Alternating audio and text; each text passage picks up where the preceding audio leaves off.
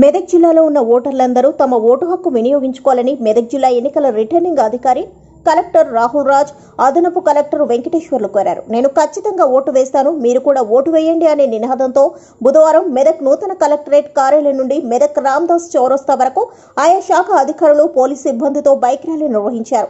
ఈ సందర్భంగా మెదక్ ఎన్నికల రిటర్నింగ్ అధికారి కలెక్టర్ రాహుల్ రాజ్ మాట్లాడుతూ ఎన్నికల కమిషన్ నియమ నిబంధనల ప్రకారం పండుగ వాతావరణంలో ఓటర్లందరూ తమ ఓటు హక్కును వినియోగించుకోవాలన్నారు. ఈ కార్యక్రమంలో ZP CEO Ellaiah, DRDA Srinivasarao, DEO Radhakishan, DSP doctor Rajesh, జిల్లా యోజన క్రీడా అధికారి నాగరాజు, డీడబ్ల్యూఓ అధికారి బ్రహ్మాజీ, ఏఓ యూనస్, జిల్లా సైన్స్ అధికారి రాజిరెడ్డి, వ్యాయామ ఉపాధ్యాయులు, ఎన్నికల సిబ్బంది, జిల్లా అధికారులు పాల్గొన్నారు. ఓటు నమోదు చేసుకోలేదు వాళ్ళందరూ కూడా ఎన్రోల్మెంట్ చేసుకోవడం. ఆఫ్టర్ 15th ఏప్రిల్ ఎవరెవరైతే మనకి ఫైనల్ ఓటర్ లిస్ట్ పబ్లిష్ చేస్తామో కొద్దిమంది ఎవరైతే మిగిలిపోయినారో వాళ్ళందరూ కూడా హాలిడే అనేసి అవైల్ చేసుకోకుండా ప్రతి ఒక్కరు కూడా వచ్చి ఓటు హక్కు వినియోగించుకోవాలనేసి రిక్వెస్ట్ చేస్తూ ఉన్నాం. మరి ఎలక్షన్ కమిషన్ నుంచి మన డిస్ట్రిక్ట్ అడ్మినిస్ట్రేషన్ నుంచి ఏమేమైతే ఫెసిలిటీస్ ఓటర్స్కి ప్రొవైడ్ చేయాలో ఆ ఓటర్ బూత్ దగ్గర, పోలింగ్ బూత్ దగ్గర డ్రింకింగ్ వాటర్స్ కానివ్వండి, ఆ చైర్స్ కానివ్వండి, సో అక్కడ మెడికల్ ఫెసిలిటీస్ కానివ్వండి, అక్కడ టాయిలెట్స్ కానివ్వండి, అన్ని ఫెసిలిటీస్ కూడా పోలింగ్ బూత్స్లో మనం ప్రొవైడ్ చేయడం జరుగుతుంది.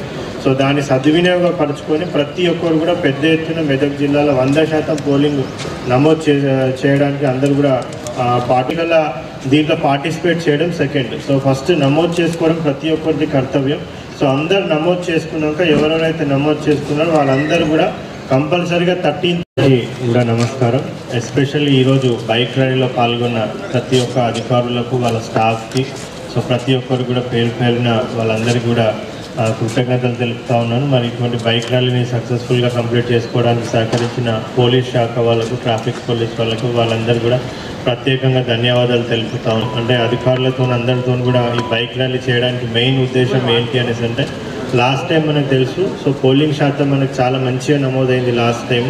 సో దాన్ని ఇప్పుడు ఫస్ట్ ప్లేస్కి మనం తీసుకుపోవాలంటే, ఫస్ట్ ప్లేస్ అన్నట్టు కాదు, 100% పోలింగ్ నమోదు చేసుకోవాలనేసి మనది ఒక మెయిన్ ఎయిమ్గా మనం ఒక 2 ఇంపార్టెంట్ థింగ్స్ ఈరోజు అవగాహన కార్యక్రమం ఈ బైక్ ర్యాలీ తీసుకోవడానికి 2 ఇంపార్టెంట్ థింగ్స్ ఉన్నాయి. ఒకటి ఏంటంటే ఎన్రోల్మెంట్.